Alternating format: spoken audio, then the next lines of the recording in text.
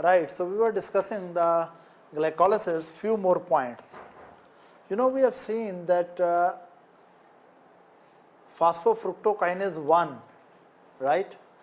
This is regulated by fructose 2,6-phosphate, and that is produced by this enzyme, and activity of this enzyme depends on phosphorylation, right? If now the phosphorylation of this enzyme again depends on the presence of glucagon. Is that right? And what we discussed previously, that if your glucose level is high, right, then insulin level is also high and glucagon is low, right? And glycolysis is regulated by extracellular signals from insulin and glucagon. Actually, one more enzyme which is under the influence of insulin and glucagon is your pyruvate kinase. I told you that this step, the conversion of phosphoenol pyruvate into pyruvate, right, it is a very regulated step. Fine. And this regulation is done by pyruvate kinase. And this enzyme should also receive some signals that the extracellular glucose is abundant or it is less, right? And those signals are again passed on by the glucagon and insulin. For example, again, that if glucose level, for example, you have taken carbohydrate rich meal and a lot of glucose is there. As you know, when glucose level goes up, with that which level goes up? Insulin. Is that right? But in between the meal, before the next meal, glucose level has gone down. And of course, then insulin level is down, but glucagon level is up. Now you know it well, right? So when glucose level has gone down, then glucagon is there, that glucose has gone. Now, glucagon regulate the activity of pyruvate kinase as well. How it is regulating? The mechanism is same which we discussed previously. When glucagon level is high, right, naturally what is happening, that glucagon receptors are stimulated more, G-stimulatory proteins are stimulated more, adenylyl cyclase become active and you produce cyclic AMP, and eventually protein kinases are more active. Protein kinase A is more active. Again, glucose level was less, so glucagon level is high, and intracellularly cyclic AMP level become high and protein kinase A levels go up. So number one, these enzymes get phosphorylated, and after phosphorylation, what really happens, that kinase component goes down and phosphatase component activity goes up. This was one effect. Secondly, the same protein kinase also lead to phosphorylation of pyruvate kinase. And when pyruvate kinase is phosphorylated, it is inhibited. Most enzymes on phosphorylation are activated, but pyruvate kinase is one of the few enzymes which are inhibited by phosphorylation. So when this enzyme will be inhibited by phosphorylation, naturally phosphoenol pyruvate will not convert into pyruvate, and there will be a reduced glycolysis in the cell. Am I clear? So in this way, whenever your blood glucose level is going down, glucagon level will go up. Glucagon will stimulate its receptor on the target cells. For example, if it is liver cell, glucagon will act on the liver cell, and result will be that intracellular cyclic AMP will go up, intracellular protein kinase A activity will go up, and protein kinase A will phosphorylate many enzymes, including the pyruvate kinase. And when pyruvate kinase is phosphorylated, that will lead to inhibition of pyruvate kinase and inhibition of glycolysis on the third regulated step. Is that right? At the same time, you must remember that protein kinase A will also phosphorylate this bifunctional enzyme, and when this bifunctional enzyme is phosphorylated, naturally its phosphatase component become active and kinase component become inhibited, and phosphatase component will lead to dephosphorylation of what is that? Fructose 2,6-phosphate, and when this level will be reduced, phosphofructokinase 1 will be less activated or inhibited, and this regulated step will be also blocked. So in this way, you must remember, whenever extracellular glucose level is going down and glucagon level is going up, intracellularly phosphofructose kinase 1 is inhibited, as well as pyruvate kinase is also inhibited. So this is the wonderful mechanism how extracellular glucose level affect the glucagon level, and how glucagon level inhibits increasing glucagon levels inhibit the enzymes related with the intracellular glycolysis reaction. Do you have any question up to this? No. Now I will talk about pyruvate kinase deficiency, which results in hemolysis, that is increased breakdown of RBCs. We'll discuss that into detail.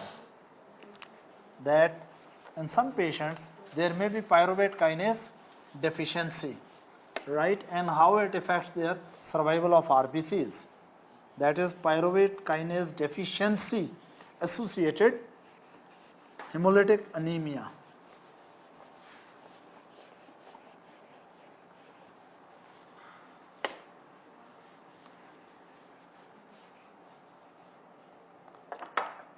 Look, you must be knowing that RBCs are made by the hematopoietic process by the stem cells in the bone marrow. So what really happens that, let's suppose there's a stem cell here in the bone marrow, or let's suppose it's early cell erythroblast, okay, erythroblast in the bone marrow. And you know erythroblast, it multiplies and passes through multiple stages, and eventually it makes RBC. Eventually it results in formation of RBCs. Erythroblast passes through the early normoblast, intermediate normoblast, normocyte, reticulocyte, and eventually erythrocyte or RBC. Now what really happens that there's a gene here, because RBCs don't have nucleus, right? But in the erythroblast nucleus is there. So what really happens that there's a gene here, and when this gene transcribes into messenger RNA, and this messenger RNA will be translated right into a protein, and that protein is basically an enzyme called protein kinase, right? So RBCs have protein kinase enzymes. RBCs have protein kinase enzymes, but these protein kinases are not synthesized by the RBCs. They are synthesized by the precursor cells of the RBCs, because RBCs don't have nucleus, so they cannot make proteins. When you don't have nucleus, you don't have genes, and if you don't have genes, you cannot make messenger RNAs, and you cannot translate messenger RNA into protein. So all the protein kinases, which are pyruvate kinases, all the pyruvate kinases, this is pyruvate kinases. The pyruvate kinases which are present in RBCs, these are derived from genetic expression of the precursor cells, right? Do you think RBCs have mitochondria? They don't have mitochondria. It means RBCs cannot run citric acid cycle, and they cannot do citric acid cycle, and they do not have electron transport chain, right? So whatever little energy RBCs require, that energy is coming from where? From the glycolysis only, right?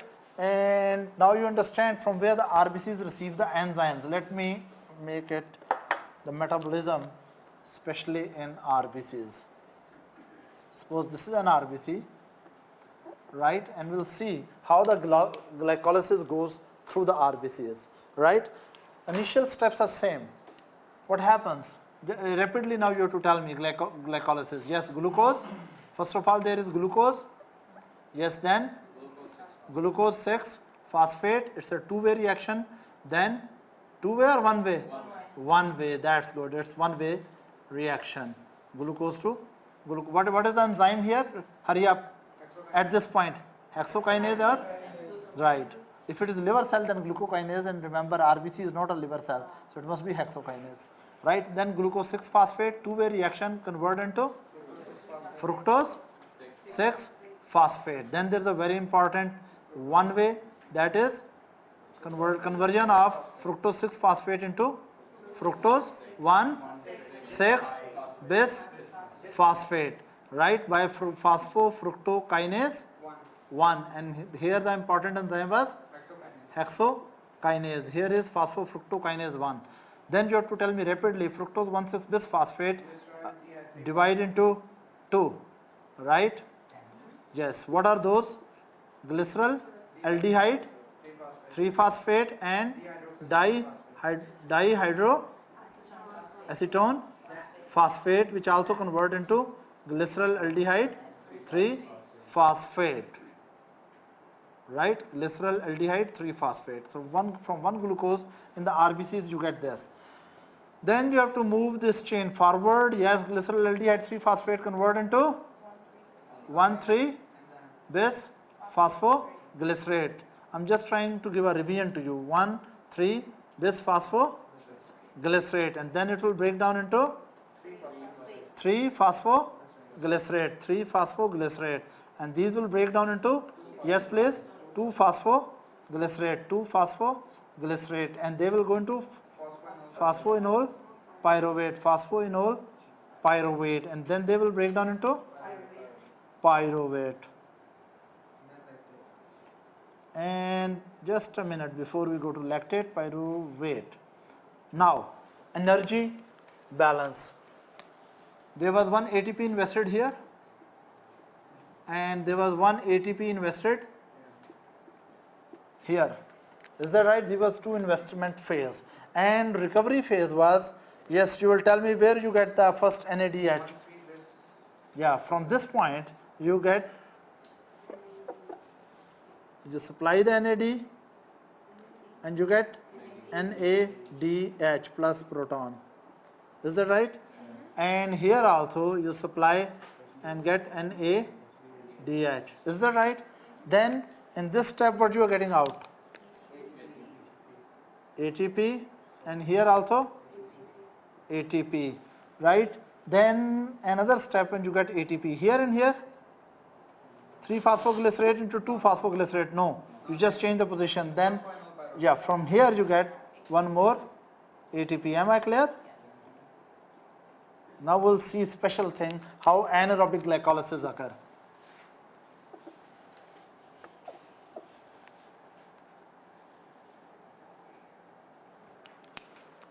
Now you have seen all this thing, and most important enzyme was hexokinase, then phosphofructokinase 1. These are two one-way pathways, and then there was one-way here.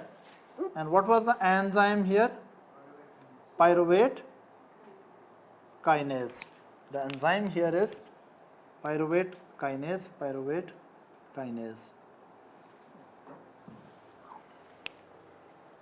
Now the point is that in the red blood cells there are no mitochondria, right? It means that citric acid cycle and electron transport chain are not present in mitochondria. It means that this pyruvate cannot be taken into, what is this?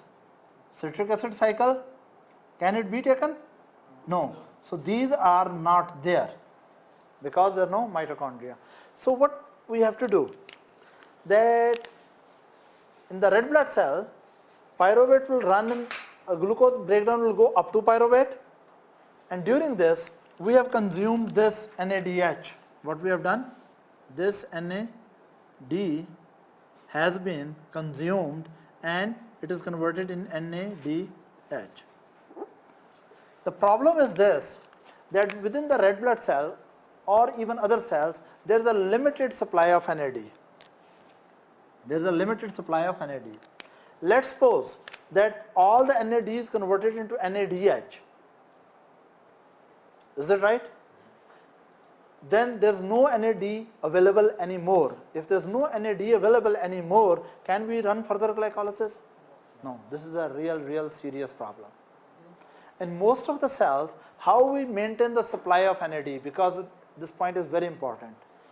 To keep the glycolysis going on, we have to keep a good supply of NAD. It means when NAD is converted into NADH, we have to take this NADH back into this form, right?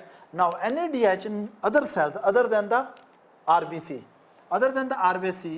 NADH, whatever NAD is converted into NADH, this NADH, right, is taken to the mitochondria. There it is working with the electron transport chain, and eventually it produces ATP through the oxidative phosphorylation, as we discussed previously. And during that process, NAD is regenerated. Am I clear? So what really happens in most cells which have a capability of oxidative phosphorylation, whatever NADH is produced, some NADH is produced during the glycolysis at this step, and lot of NADH is produced during the citric acid cycle. So all this NADH, which is normally produced in most of the cells from the glycolysis pathway, and also lot of NADH is produced through the citric acid cycle, all this NADH goes through the electron transport chain, and eventually oxidative phosphorylation occur, and NADH convert back to NAD, and lot of ATP is generated. Out of, you can say, oxidation of one molecule of NADH, how many ATP molecules are produced? Three molecules. Is that clear? Yeah.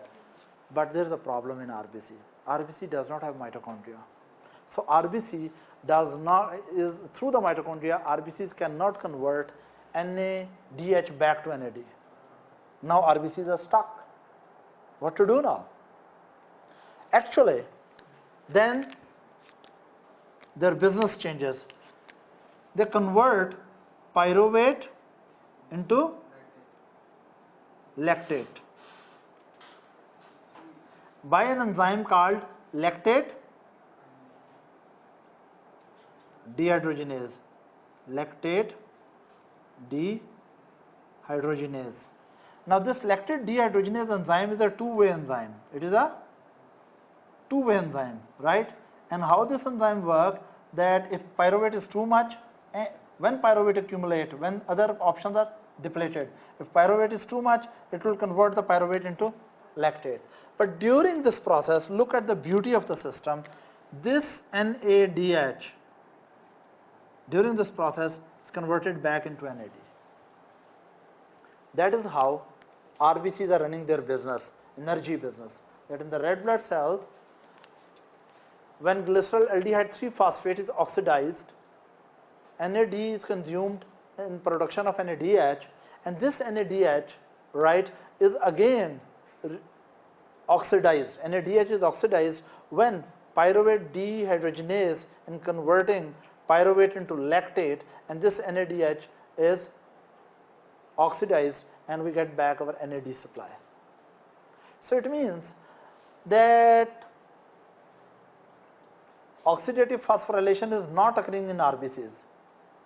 So when oxidative phosphorylation is not occurring and NAD is reproduced, what is the net energy gain in the RBCs? Because RBCs run anaerobic glycolysis because they don't have mitochondria.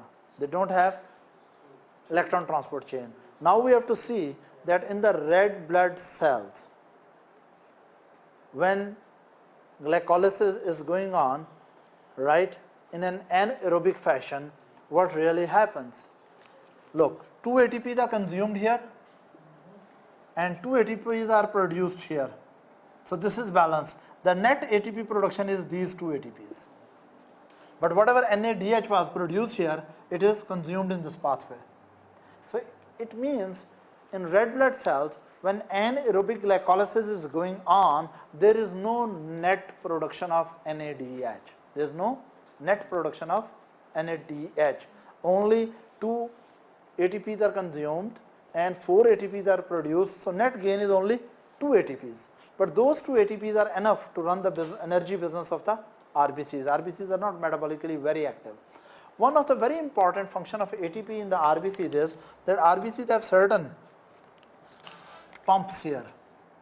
There are different type of, like sodium, potassium, ATPase pump, and some other ATPase pump also. So what really happens, that they are keeping the sodium out and they are keeping the potassium in, right? So lot of ATP is utilized in this pump, and this ATP is converted into, yes, ADP and phosphate. So this is one of the major utility of the RBCs, ATP. Now, so this small amount of ATP which is produced in the RBC, right, some of it is utilized by the membrane transport mechanisms, is that right, to keep the sodium out. Am I clear? No problem up to this. Now you imagine that some of the important enzymes in this pathway are dysfunctional. we just imagine that if pyruvate kinases are not functioning well in the RBCs, why they should not function well? The reason being that maybe pyruvate kinase genes are mutant. If pyruvate kinase genes are mutant, then messenger RNA which is produced is abnormal. Then protein which is produced is abnormal. An abnormal peptide will undergo abnormal folding. Abnormal peptide will undergo abnormal folding. Due to this abnormally folded pyruvate kinase enzyme, so these mutant pyruvate kinase enzymes which are abnormally folded, they don't function well. Is that right? Either they are destroyed very rapidly, so such pyruvate kinase will have reduced concentration of enzyme in the RBCs, or these abnormally folded pyruvate kinases, if they are not destroyed rapidly, they don't work well. For example, they don't bind properly with phosphoenol pyruvate. If this enzyme is not binding with the substrate well, can it run the pathway? No. So we say that enzyme kinetics are changed. Abnormal enzyme pyruvate kinase kinetics. Because it is not properly folded enzyme, it cannot bind properly with substrate, or it cannot run the reaction with proper velocity. So we can say that in these enzymes there is reduced affinity to bind with substrate, or there is reduced Vmax, velocity of the reaction. So result is that in those people where pyruvate kinase genes are mutant, they produce abnormal type of pyruvate kinase enzymes. So either in their red blood cells pyruvate kinase enzyme concentration is less, or pyruvate kinases are abnormal in function, and this reaction becomes slow. So it means in these RBCs, when this reaction will become slow, glycolysis is overall slowed down, so they will be producing more ATP or less ATP? Less ATP. Is it clearly understood? So when they will have less ATP, when ATP level will be less, can these pumps work well? No. So when this pump will not work well, can we transport sodium out? No. So when sodium will accumulate into RBCs, water will follow. So RBC will remain biconcave, or they will become abnormal shape? Abnormal shape. Now listen very carefully. The patient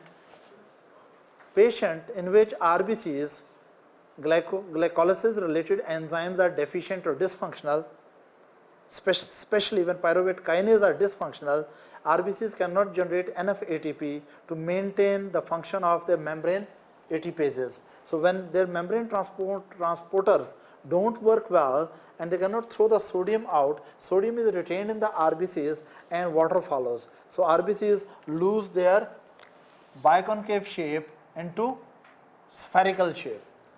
And when RBCs become spherical, can they twist and turn through capillaries? No. Just imagine a very fat, obese man trying to twist and turn through a narrow tunnel.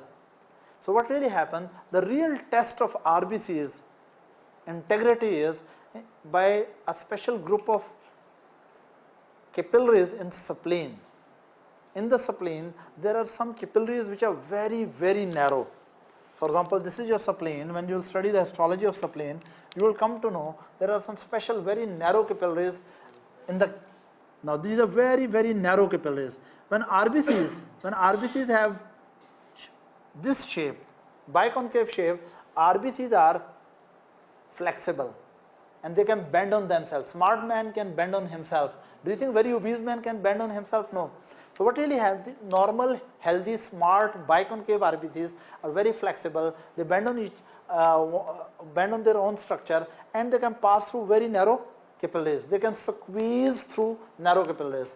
But when we talk about these RBCs, right, where pyruvate kinase deficiency is there, and they cannot maintain a good supply of ATP, they cannot maintain their membrane ATPase functions, they cannot maintain the electrolyte distribution across the membrane, and they become spherical, right?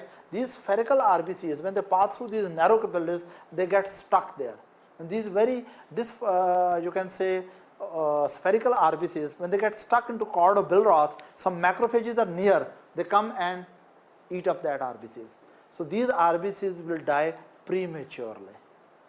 So now you can correlate this statement that normally RBCs circulate for about 120 days and then they are eaten up by the macrophages in spleen. But those RBCs which are having deficiency of protein kinase activity, right, they become, when they are produced, they are biconcave, but very soon they become spherical and they get stuck prematurely into spleen capillaries and their macrophages will eat them up. In this way, there will be premature hemolysis of RBCs. There will be premature hemolysis of RBCs and we will say that there is hemolytic anemia. Hemolytic anemia means Anemia means reduced hemoglobin and reduced RBC count. Hemolytic anemia means anemia which is due to hemolysis. What is hemolysis? Hemolysis means breakdown of RBCs. So these patients may suffer with hemolytic anemia. What's your question? No, it's reduced activity of protein kinase, pyruvate kinase or Pyruvate kinase. Pyruvate kinase. I think by mistake sometimes I have said protein kinase. You must take it as pyruvate kinase. Right? Samad, you have a question? I was saying sickle cell. Yeah, we'll talk about sickle cell. They have different reason to be abnormal shape.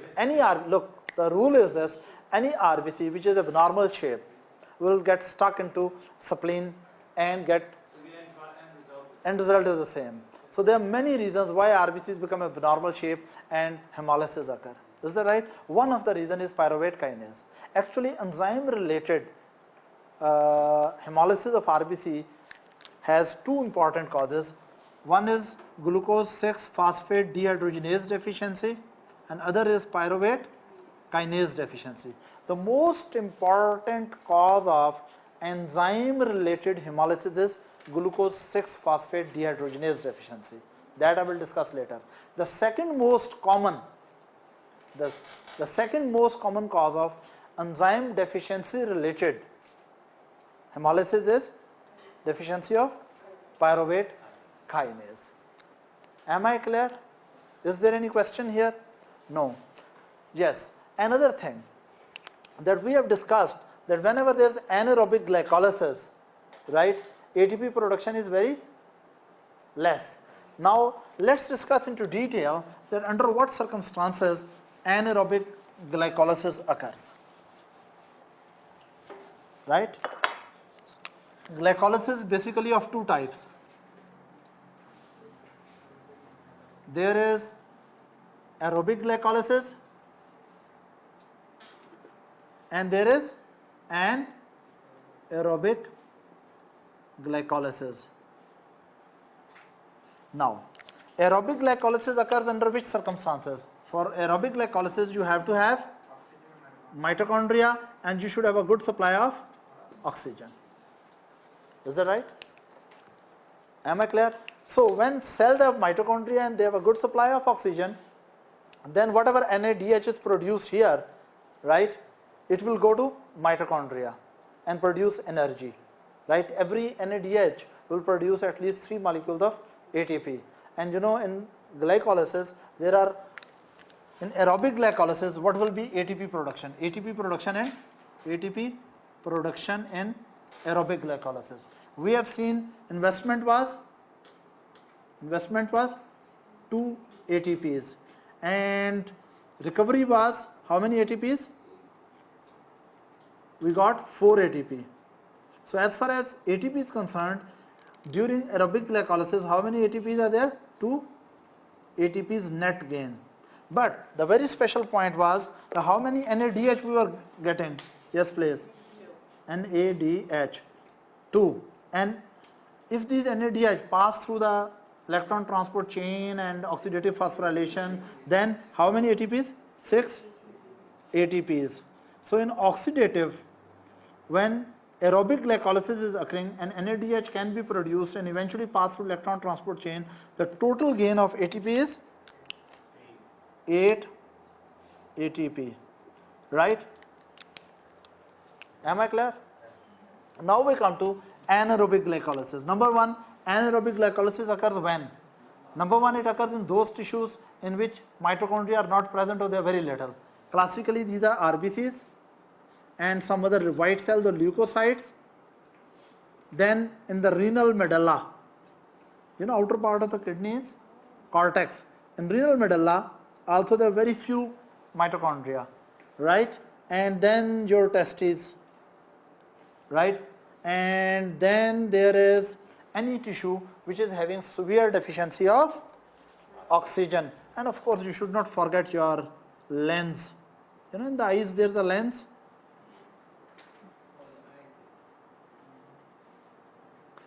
Now these tissues, red blood cells, white blood cells, renal medulla, testes and lens, right?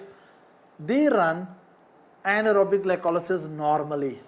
These are the tissues which are normally having anaerobic glycolysis. At the top, any tissue which has severe deficiency of oxygen, severe hypoxia. When there's severe deficiency of oxygen, even if tissue has mitochondria, cells have mitochondria, but if oxygen is not there, oxidative phosphorylation cannot be done and electron transport chain does not run. And in those tissues, NADH start accumulating. And whenever NADH in the cells start accumulating, it takes the pyruvate to lactate, because lactate dehydrogenase is very sensitive to the presence of NADH. If NADH becomes too much, lactate dehydrogenase will work and convert the pyruvate into lactate, so that NAD can be generated and glycolysis still continues. This is mandatory. It is very important that pyruvate should be converted into lactate, so that NADH should go back to NAD and glycolysis pathways should be able to run.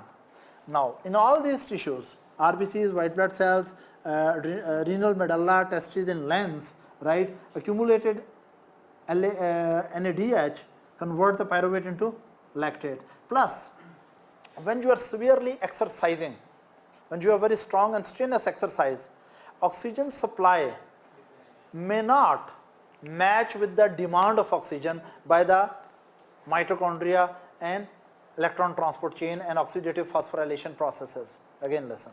If you are doing very strenuous exercise, even though respiratory system become more active and more oxygen is taken, but what really happens, that oxygen demand by the electron transport mechanism and oxidative phosphorylation mechanism, of course in mitochondria, oxygen demand becomes so much that so much oxygen cannot be supplied. So all the NADH cannot be converted back to NAD by the oxidative phosphorylation and electron transport mechanisms. Am I clear? So in those exercising muscles, accumulated NADH again start conversion of pyruvate to lactate. And we say that muscle from aerobic glycolysis switch to anaerobic glycolysis due to the relative deficiency of oxygen. Is that right? Yes, please. I have a question. You said when you do strenuous exercise, you produce lactic acid, right?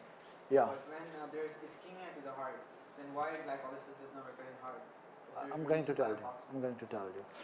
First, you should understand that when you are doing severe exercise, what really happens, that oxygen demand cannot be met, right? Oxygen demand by the mitochondria and the muscles is so much that oxygen cannot be supplied with that speed.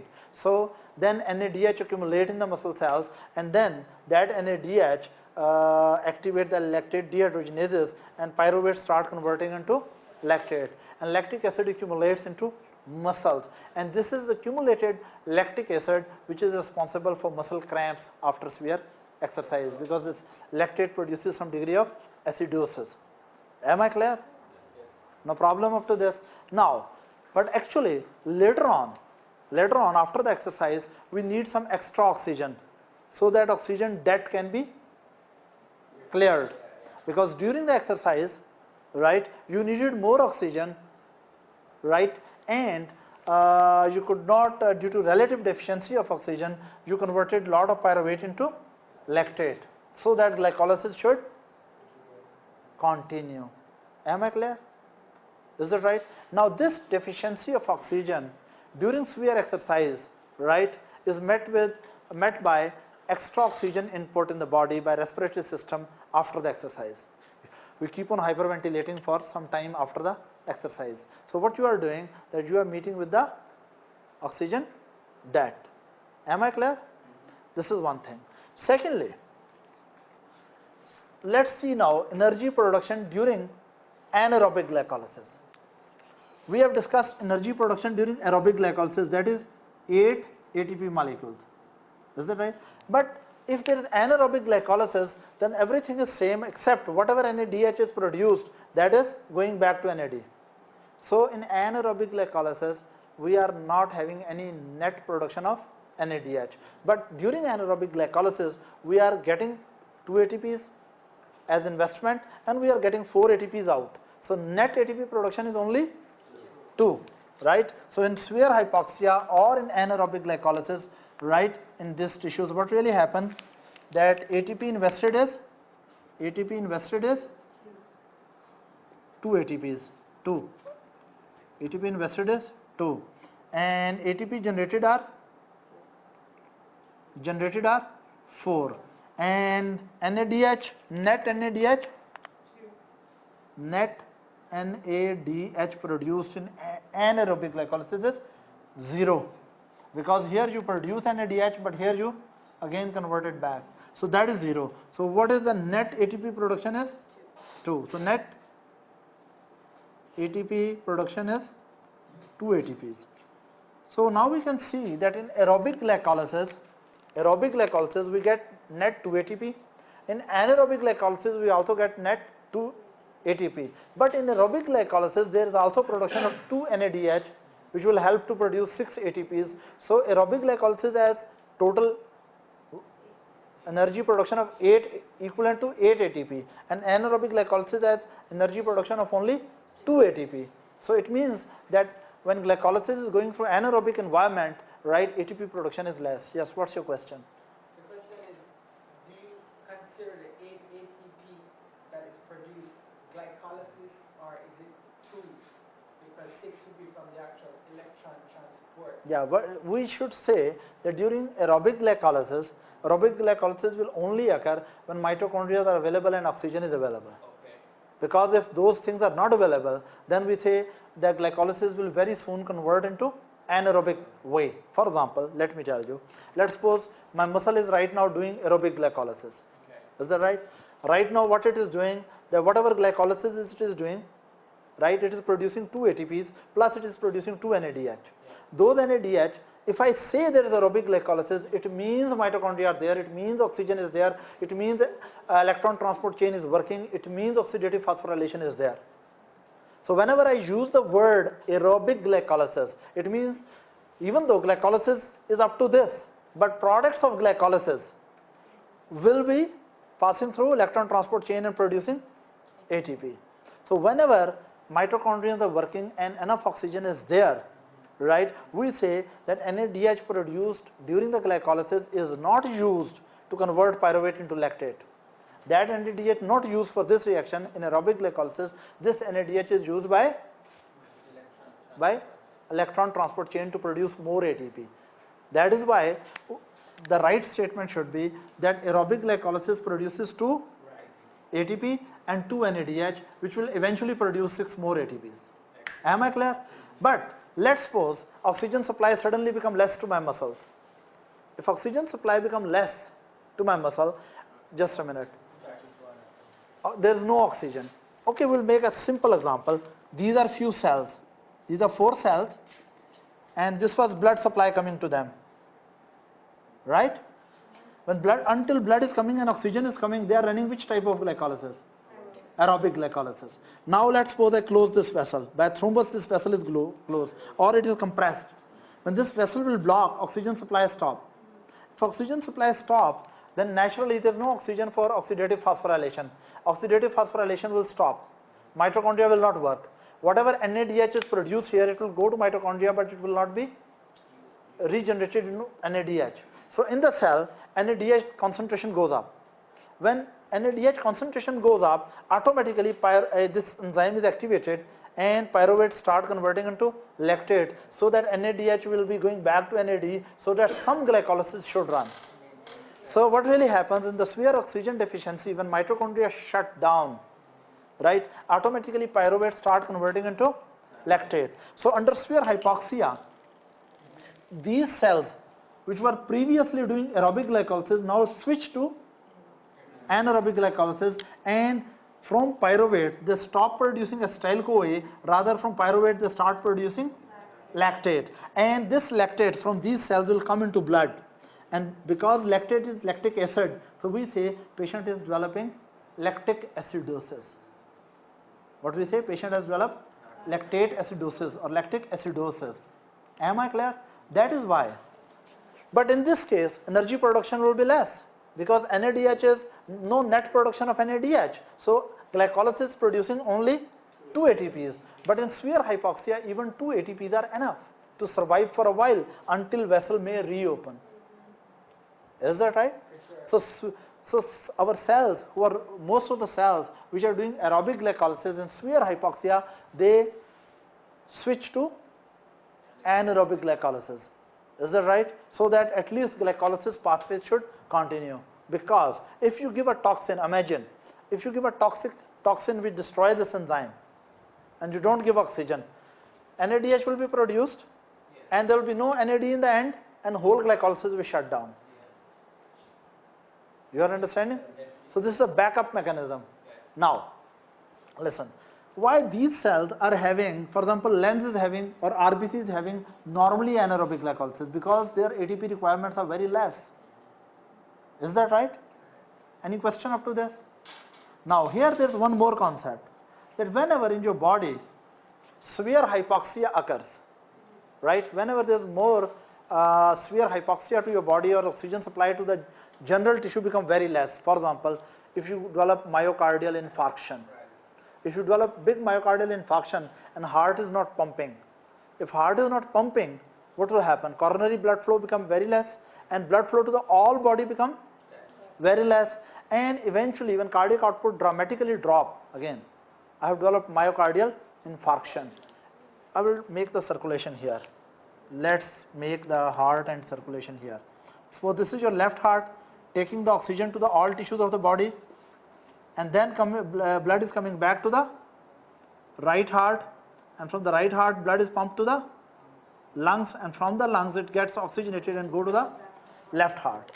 This is what is normal circulation.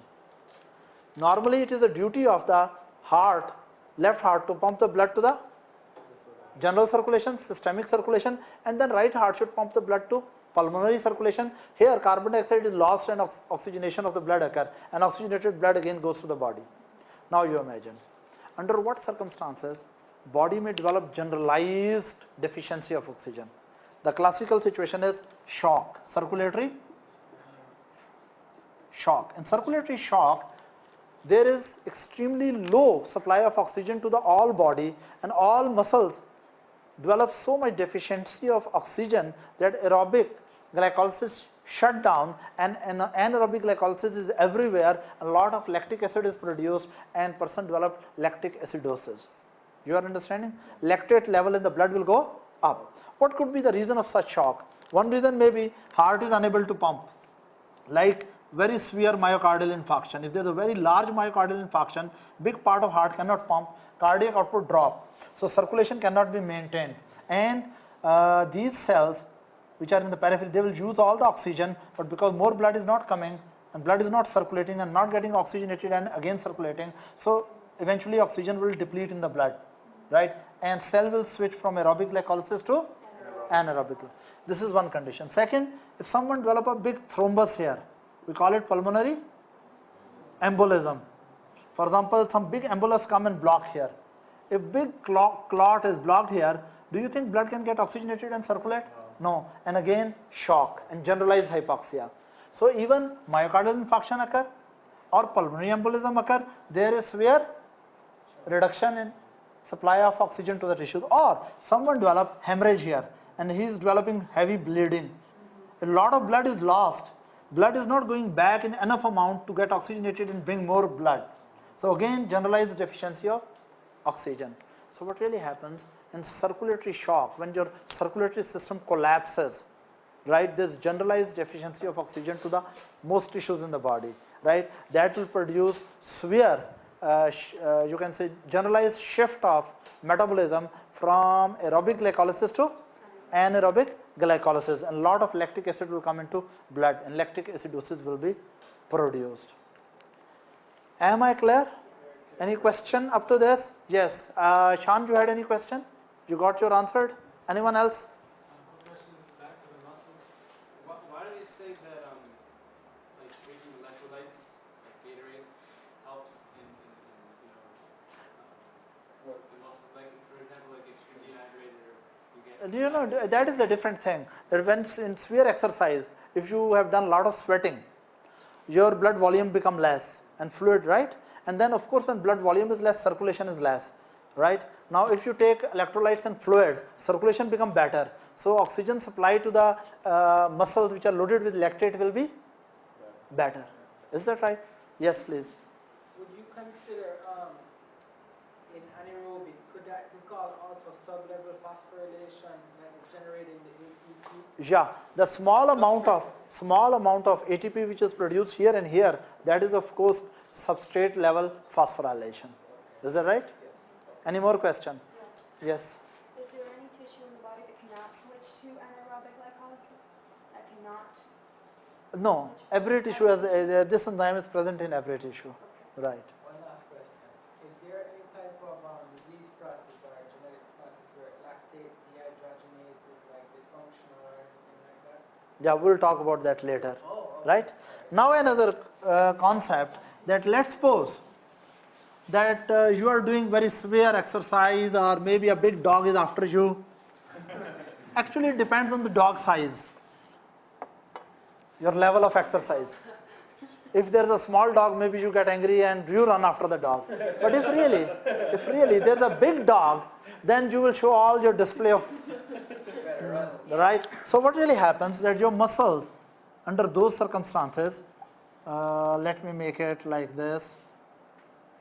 These are your muscles, right? They are exercising a lot, and during glycolysis, when this glycolysis process is going on, what is being produced?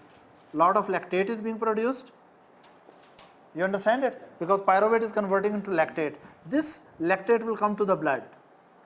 So in severe exercise, muscles are producing lactate to the blood. But where this lactate goes? What happens to this lactate which is produced during exercise? Actually, lactate has two places to go. There are two tissues which love lactate. Number one is your heart and number two is your liver. Both of them love lactate. Myocardial cells, what they do, look, in the myocardial cells and liver cell, let me tell you how this pathway is run. Pyruvate, and there was two-way, what was this here? Lactate. In the muscles, pyruvate was going to lactate. In the muscles, pyruvate was converting into lactate, and what was happening in the muscle? That NADH was going to NAD. Is that right? And body was getting what thing? Lactate. Is that right? Again, in the muscles, pyruvate is going to lactate, and during that process, we are producing a lot of NAD. Am I clear? Now we go to the heart and liver. In the liver, what happened? In the liver, lactate can be converted into pyruvate. And in this process, now what will happen? That what really happens? NAD will convert into NADH. Is that right? And these cells are very happy. Now this NADH which is produced, it will go to the Krebs cycle, and it will go to electron transport chain and produce ATPs.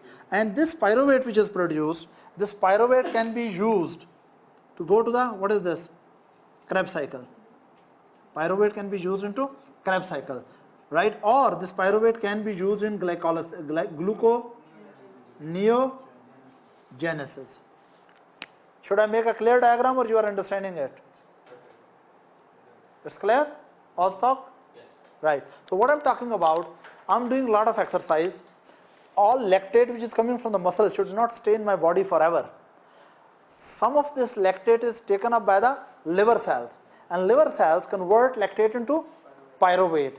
And why liver cells are capable of doing it? Because liver cells are having a very high supply of NAD, because liver cells have a very good supply of NAD, and they convert lactate into pyruvate.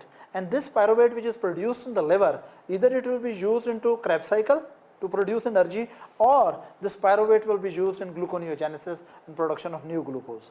Am I clear? Or this lactate may end up into myocardial cells. In which cells? Myocardial cells also have a very good supply of NAD. So they are also capable of converting lactate into pyruvate.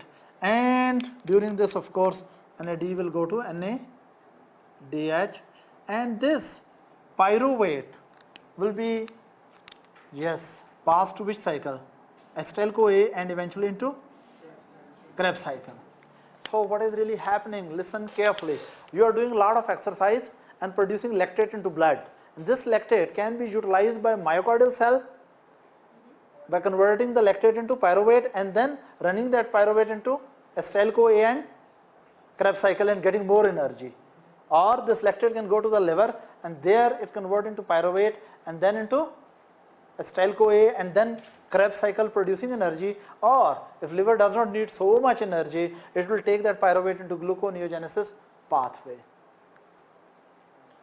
Am I clear to everyone? Anyone has a question about this thing? So this is the fate of the lactate which is produced during the, what we can say, severe exercise, right? Another thing which I've mentioned many times, but again I will repeat, that whenever glucose level in the blood is high, then insulin level in a normal person will also go high. And that insulin will stimulate insulin receptors, and receptors will give intracellular signals, and in some of the intracellular signal by insulin receptors will go to the genes, and those genes will be activated and produce specially 3 enzymes which are the most regulated step enzymes: hexokinase or glucokinase, then phosphofructokinase and pyruvate kinase. These are the 3 rate limiting steps, and out of these 3 steps the most important is phosphofructokinase 1 step, when you convert fructose 6-phosphate into fructose 1,6 bisphosphate. This is the most regulated step in glycolysis. Is that right? Let me see what else I have to teach you. Okay, there's the last word about that alternate fates of pyruvate. That what happens to pyruvate in the body or even by the microbes. I will discuss that very briefly because that will be discussed in detail in some other parts of biochemistry. But let's see what we can do with pyruvate. Right? Here is the pyruvate. There's no fun in telling that pyruvate was produced by one-way reaction by, yes, what was that compound here? Phosphoenol pyruvate. You remember an enzyme here was pyruvate kinase. So once pyruvate is produced, now what are the possibilities? What can happen to pyruvate? Already we have discussed, and if there is no mitochondria or there is no oxygen supply, this pyruvate will shift to, yes please, lactate. Lactate, and what was the enzyme here? Lactate dehydrogenase. Lactate dehydrogenase. And of course, there is no fun in telling that here was NADH was utilized, NADH, and there was regeneration of NAD so that it can run the gland. So this was happening in those tissues we don't have mitochondria, or it happens in those tissues we do have mitochondria but there's severe deficiency of oxygen. Is it clear? But if oxygen is there and mitochondria are there and Krebs cycle is running and electron transport is running, then pyruvate will be converted into, yes please, you will tell me. This will be converted into acetyl-CoA, and this acetyl-CoA, during this process, what will be released from here? Carbon dioxide. What will be released from here? Carbon dioxide. You must know pyruvate has 3 carbon and acetyl-CoA has 2 carbon. So 1 carbon has to go out. And we have utilized oxygen to bring the carbon. So there is what is happening? Decarboxylation is occurring. What is happening at this point? At this point, what is going on is called decarboxylation, right? So there is a decarboxylation reaction in which pyruvate is converted into, right, what is the name of this enzyme? This is oxidative decarboxylation. This is oxidative decarboxylation of pyruvate into, what is the name of the enzyme here? Yes, pyruvate dehydrogenase. Pyruvate dehydrogenase.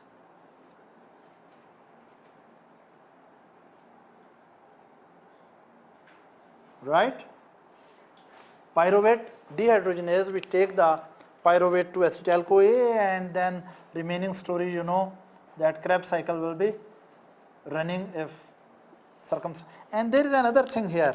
What is this? Oxaloacetate here. This is 4 carbon unit. Pyruvate is how many carbon units? 3 carbon. And this was 2 carbon. So when you convert pyruvate into acetyl-CoA, you have to get the carbon out so as carbon dioxide. But if you want to convert pyruvate into oxaloacetate, from 3 carbon to 4 carbon, we have to add carbon dioxide. It's so easy. Piece of cake, yes. It is a cheesecake, right? Yes. It's so easy. Look, pyruvate, first of all, look. From pyruvate, if you want to put it is 3 carbon unit. You want to produce 2 carbon unit, get the carbon dioxide out. And from 3 carbon unit, you want to produce 4 carbon unit, get the carbon dioxide in. Is it difficult? So that one is a decarboxylation. It should be called decarboxylation. The process is decarboxylation, but oxidation is also occurring. Because enzymes are involved in oxidation reduction reaction, so we call it dehydrogenase as well. So we call it pyruvate dehydrogenase, which take the pyruvate right to acetyl-CoA, and during that process, what is produced? Carbon dioxide is produced or released. Am I clear? The oxaloacetate, is it still being produced with acetyl-CoA in the Krebs cycle, or is it? No. Look, acetyl-CoA may bind with oxaloacetate, or sometimes this is going on in mitochondria, isn't it? Sometimes you feel in mitochondria these Krebs cycle intermediates are deficient. So cytoplasm decide to provide the mitochondria with oxaloacetate, so this system runs. So this is here by this process it's providing the major fuel to the citric acid cycle. Here it is providing an intermediate to the citric acid cycle. You get it or not? So either pyruvate undergoes oxidative decarboxylation and convert into acetyl-CoA, which is a major fuel to the citric acid cycle, or this may provide building blocks for fatty acid synthesis. You get it now? Or it may provide building blocks for fatty acid synthesis. So pyruvate can be used to provide acetyl-CoA, which may act as major fuel for Krebs cycle, or which may act as fatty acid building blocks. That's in a fed state. Yeah, in a fed state, when you are eating too much and all insulin is very high and whole pathway is coming, lot of pyruvate is produced. And mitochondria produce energy, everywhere energy. Then they don't know what to do. ATP is very high, so they shunt it towards fatty acid. That's how you are going to get fat. Right? Now, so pyruvate can go to this pathway as acetyl-CoA, or pyruvate can get carboxylated, right, and convert into oxaloacetate. Now this enzyme in this pathway is called pyruvate carboxylase. What is this enzyme? This is called pyruvate carboxylase. Is that right? So either you convert pyruvate into lactate and recover your NAD, or you convert pyruvate into acetyl-CoA and help in fatty acid synthesis or Krebs cycle by the help of pyruvate dehydrogenase, or you take pyruvate and do by the pyruvate carboxylase, you do carboxylation and convert into oxaloacetate. So this reaction will replenish the intermediates for the citric acid cycle.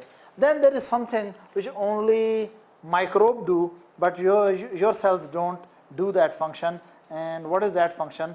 That is reduction of pyruvate to ethanol, right? Reduction of pyruvate to ethanol, because in the microbe some enzymes are there, right? They will produce acetaldehyde.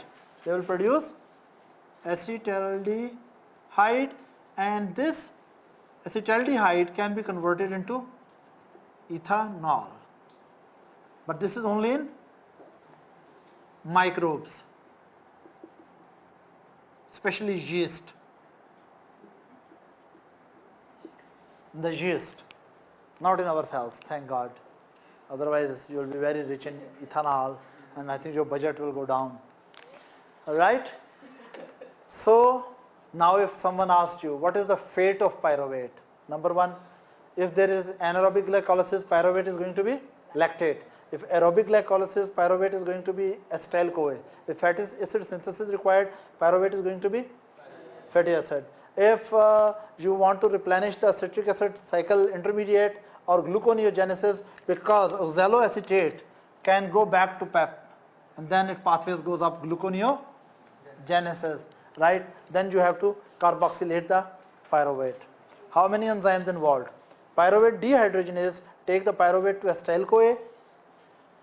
Pyruvate carboxylase take pyruvate into oxaloacetate, and lactate dehydrogenase take the pyruvate to lactate, and there are an enzyme in the microbe which can convert pyruvate through acetaldehyde into ethanol.